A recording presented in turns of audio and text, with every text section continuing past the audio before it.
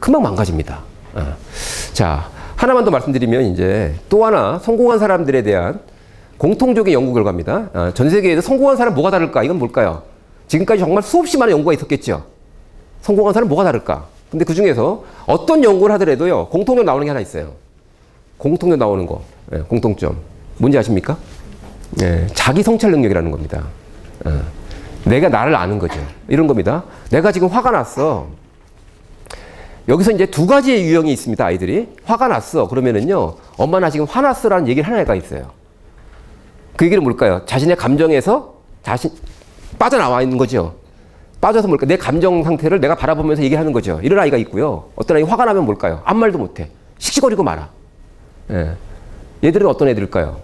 감정 상태에서 못 빠져나오는 아이들이죠. 자, 이게 결정적으로 중요합니다. 어떤 아이는요, 이런 연습을 시켜요. 너 시험 기간에 긴장되면, 아, 내가 지금 긴장하고 있구나. 이렇게 써라. 그러는 순간 뭘까요? 긴장 상태에서 내가 벗어날 수 있죠. 근데 어떤 아이는 긴장이 되면은요, 바들바들 떨다 말아요, 그냥. 자, 대단히 중요한 겁니다. 어떤 사람을 만났어요. 근데 이 사람이 저한테 주먹을 확 날렸어요. 제가 화가 났습니다. 딱. 어떤 사람은 뭘까요? 바로 뭘까요? 칼을 들고 가서 찌르는 사람이 있죠. 이런 사람이 있고요. 어떤 사람은, 아, 저 사람이 날 때려서 내가 지금 몹시 흥분하고 있구나. 조심해야지. 이럴 때 잘못하면 사고 치는 거구나. 이렇게 뭘까요? 자신의 감정 상태에서 빠져나오는 사람이 있죠. 이게 공통점이라는 겁니다. 그러니까 성공한 사람들은 대부분 다 뭘까요? 자기 감정을 바라볼 수 있는 능력이 있대요.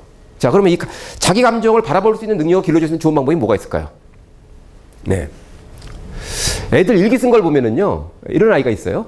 오늘 나는 정말 엄마한테 애단만큼 무지하게 화가 났다. 이렇게 쓰는 아이가 있고요.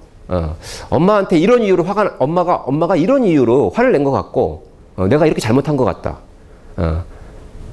같습니까? 다릅니까? 전자의 일기는 뭘까요? 엄마가 무지하게 화를 냈다. 그래서 나도 화가 났다. 이러고 말아요. 근데 어떤 아이는 원인을 생각해 보죠. 대단히 중요한 것은요, 자신의 감정에 관한 글을 써보는 사람들은 대부분의 경우 자신의 감정을 뭘까요? 바라볼 수 있죠. 글을 쓰는 과정에서. 꼭 일기를 써야 된다. 이런 얘기는 아닙니다. 첫 번째는 뭘까요? 자신의 감정을 표현해 볼 수 있는 글이나 말로. 이런 기회가 많아지면 뭘까요?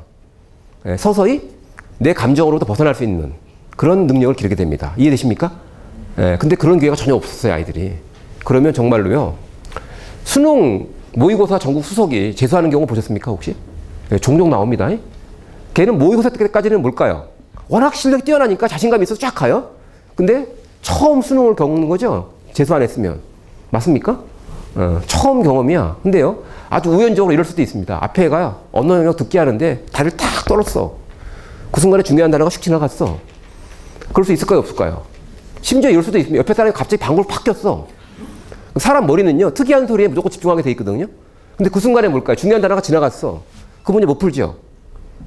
그럼 어떤 아이는요, 아, 이 문제는 놓쳤다. 놓쳤다. 이렇게 생각합니다. 하지만 다음 긴장하지 말고 차근히 풀어야지. 이렇게 감정 조절이 되는 아이가 있고요. 어느 정도 뭘까요? 자기 감정에서 벗어난 아이가 있고, 어떤 아이들은 미치겠다. 계속 그 사람만 쳐다봐요. 시험 보는 내내. 그러면서 뭘까요? 진짜로 2, 3, 3 이렇게 찍는다니까요. 거의 1% 안에 드는 애가. 무슨 말인지 되십니까? 자, 제가 부모 효과라고 말씀을 드렸는데, 실제로 학교에서 벌어지는 일이 있고요. 가정에서 벌어지는 일이 있습니다. 요즘은 또 학원을 많이 가죠. 근데 실제로 외국에 더라도요, 실제로 그렇습니다. 가정에서 벌어지는 일이 뭘까요? 아이들에게 가장 큰 영향을 미친다는 게 정설이에요. 그게 정설이에요. 우리도 옛날에 가정교육이 중요하다는 얘기 참 많이 들었죠. 맞습니까? 자, 근데 이게 전통적으로 어떻게 보면 올바른 지혜인데, 어느 날 갑자기 뭘까요? 공교육보다는 사교육이 중요하대. 그리고 실제로요, 입시도 복잡하고 여러 가지 이유로 사교육을 효과적으로 활용하지 못하면 좋은 데 가기 어려운 상황이 돼버렸죠. 그죠? 그러다 보니까 뭘까요? 갑자기 풍선 효과처럼 비슷한 거예요. 이게 너무 커져버리니까 뭘까요? 원래 중요했던 것이 작아져 버렸죠. 근데 문제는 뭐냐면, 제가 학원에 다니는 아이들을 제가 분류합니다. 어떤 아이들은 이런 애들이 학원에 옵니다. 아, 쟤는 자원봉사자구나. 이런 애들 많아요. 걔들이 와야지만 학원이 분위기가 삽니다. 농담도 해주고요. 분위기 메이커예요, 걔들은. 또 왔구나, 자원봉사자들. 자, 어떤 애들은요, 대피자 그룹이 있습니다. 대피하러 왔어요, 학원에. 왜? 학원에 머무는 동안만 부모가 타협이 돼요. 집에 가면 뭘까? 싸우죠. 그 다음에 세 번째는 의무교육 대상자들이 많습니다. 요즘은요. 예. 굳이 올 필요가 없는데 걔들 스스로가 뭘까요? 학원을 안 가면 불안해하는. 예. 이런 애들이 있어요. 그리고 또 이제 또 한 부류가 있죠. 학원 입장에서 제일 고마운 친구들입니다. 기부활동하러 온 애들이 있어요. 예? 저는 그 네 가지로 분류하거든요. 애들 쫙 오면. 자, 그러면 걔들이 전체 수강생이 몇 프로나 될까요? 네? 그 네 그룹이. 네? 예. 90% 정도라고 보시면 돼요. 예. 실제로 학원에서 제일 싫어하는 아이들 어떤 애들이냐면요. 자기 주도 성향 강한 애들을 제일 싫어해요. 왜 그런지 아세요? 얘들은 오래 안 다니거든요. 그거 아세요? 필요할 때만 와갖고 뭘까? 필요한 것만 배우고 나가요. 예. 절대 오래 안 다닙니다. 예. 자, 현실이 그렇게 됐어요. 그러다 보니까 이제 왜곡이 생긴 거죠. 어떤 왜곡이 생겼을까요? 네.